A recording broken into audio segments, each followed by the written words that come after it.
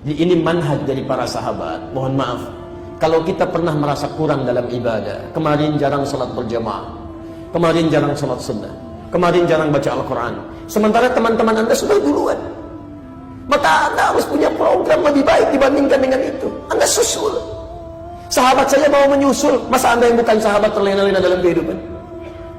Saya pernah tinggal di Tripoli kurang lebih 5 tahun. Itu produk penghafal Quran nomor 2 di dunia. Nomor 2 di dunia. Nomor satunya Palestina. Satu kali kami sedang talaqi dengan Syekh kami, Syekh Ali. Qadarullah, Masya Allah. Itu indah sekali teman-teman. Kalau jam segini, sore, itu anak-anak kecil usia 3 tahun, 4 tahun sudah pergi ke masjid untuk mengulang-ulang hafalan Quran. Rata-rata hafalannya 15 juz paling sedikit. Kalau mereka sudah balik, belum hafal Quran, gak punya temannya. Gak punya teman. Saya di Libya itu preman aja hafal Quran, Pak. Preman hafal Quran itu, Masya Allah. Ya, taib. Saya lanjutkan dulu. Begitu kami sedang talaqi, tiba-tiba ada seorang anak kecil perempuan. Usianya kisaran 3-4 tahun. Anaknya cantik, luar biasa. Anak kecil bawa selang, Pak. Masya Allah. Dengan malu-malu datang kepada Syekh kami, di depan kami. Syekh, idribini, katanya. Syekh, tolong pukul kepala saya. Saya mendongak kepala ke atas melihat, Syekh, ada apa dengan anak ini? Syekhnya tersenyum mengatakan, ingin menunjukkan kepada kami apa yang terjadi. 5, kata Syekhnya. Kenapa? Kata anak ini, nasit, saya lupa, Syekh. Anda bayangkan, saking inginnya menyusul teman-temannya hafal Quran, dia merasa di kepalanya ada sumbatan. Saya lupa, ada sumbatan di kepala saya menghambat hafalan saya. Tolong pukul dengan selang ini, mudah-mudahan sumbatan ini cepat ringan dan hilang. Anak usia 3-4 tahun, pengen cepat hafal Quran, ingin menyusul hafalan kawannya, ingin dipukul kepalanya supaya lancar lagi ingatannya. Anda diberikan 30 tahun, diberikan 40 tahun, sampai dengan hari ini jangankan menghafal, untuk baca saja Anda belum sempat. Bekal apa yang sudah Anda siapkan menuju Allah? Ada seorang anak namanya Mu'adh, usianya 4 tahun, tinggal di Asyut di Mesir. 2006 kami datang ke Mesir. Allahu Akbar. Anak ini matanya buta, Pak, usia 4 tahun. Datang kepada ayahandanya yang sangat hidupnya sederhana. Dia katakan, ya abati uridul Quran. Ayah, saya ingin menghafal Quran, katanya. Senangnya luar biasa ayahandanya. Disiapkan motor sederhananya, dimodifikasi dashboardnya. Berangkatlah 20 km menuju syekhnya. Dituntun anaknya, Masya Allah. Di jalan tidak ada yang sia-sia. Ayahandanya begitu datang, berangkat, datang, pulang, Masya Allah. Setiap dia menghafal, dituliskan ayat-ayat Quran yang dihafalkan, simpan di dashboardnya. Sambil di jalan melihat ke depan, anaknya diminta baca. Di ayah anak ini di perjalanan, tidak pernah lekat dengan yang sia-sia. Semuanya Quran, Quran. Yang paling menarik, anaknya kemudian hafal Quran yang tidak bisa melihat itu, ayahnya yang mengantar menikmati hafalan anaknya. Bapaknya belum hafal, anaknya hafal. Yang paling indah, ini yang harus Anda ketahui. Saat hafalannya mulai tersebar dan viral di Timur Tengah dengan bacaan yang sangat indah, datanglah kemudian reporter dari Kuwait, ingin meliput keadaan anak ini, Mu'adh, yang luar biasa itu.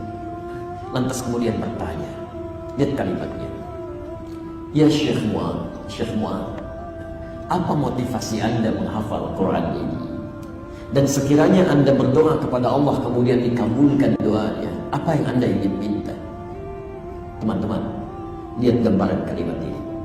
Kata Mu'adh kecil, dia mengatakan, wallahi, demi Allah, saya menghafal Quran, dan bila pun saya berdoa kepada Allah kemudian dikabulkan doa saya akan minta doa.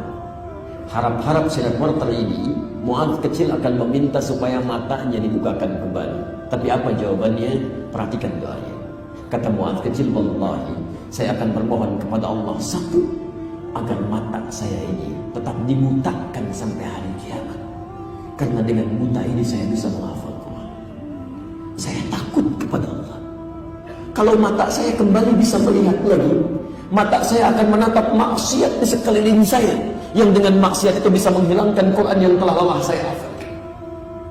Anda bisa bayangkan, anak 4 tahun, mata buta, mensyukuri nikmat butanya karena tidak mampu melihat maksiat di sekitarannya, tapi dia gunakan untuk bisa menghafalkan ayat-ayat Allah. Anda diberikan 40 tahun, 50 tahun, mata Anda masih sehat sampai hari ini. Untuk sekedar baca Al-Quran saja belum punya waktu. Anda butuh berapa nikmat lagi? Dan yang paling indah itu kalimat kedua. Perhatikan kalimatnya. Wallahi, demi Allah, saat saya kembali kepada Allah di hari kiamat itu, saat saya datang menghadap Allah sendirian di hari perhitungan, tidak akan ditemani oleh siapapun, bahkan tidak oleh ayah saya saat ini yang mengantarkan.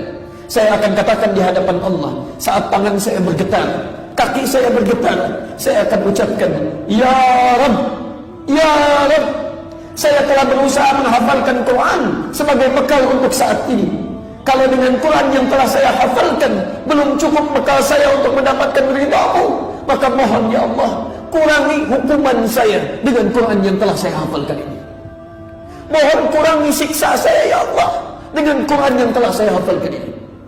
Anak kecil usia 4 tahun, belum ada hisab untuknya, belum balik dia, berusaha menghafalkan Quran sebagai bekal pertemuannya dengan Allah, dan masih mengatakan, Ya Allah, kalau saya masih layak untuk disiksa ya Allah, maka mohon kurangi hukuman saya dengan Quran yang telah saya hafalkan ini.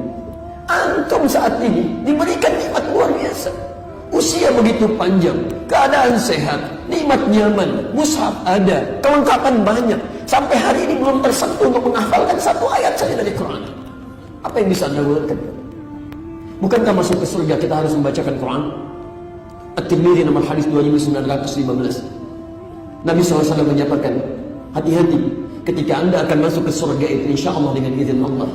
Maka dikatakan kepada Anda, waqra, silahkan bacakan bacaan Quran yang biasa Anda bacakan di dunia, kemudian naik ke surga itu. Fa inna akhir qira'atika akhir manzilatika. Maka akhir bacaan Quran Anda, disitulah tempat tinggal Anda. Karena itu nanti tidak sedikit orang menyesal masuk surga. Kalau masuk neraka menyesal, biarkan saja. Tapi masuk surga menyesal, ini yang agak unik. Ada orang biasa cuma baca 5 ayat, begitu sampai ulaika ala hudan min rabbihim wa ulaika humul muflihun, tempatnya di situ. Ternyata yang 10 ayat sampai fi qulubihim maradun, dia naik ke atas lagi. Setiap naik keindahannya lebih daripada yang pertama.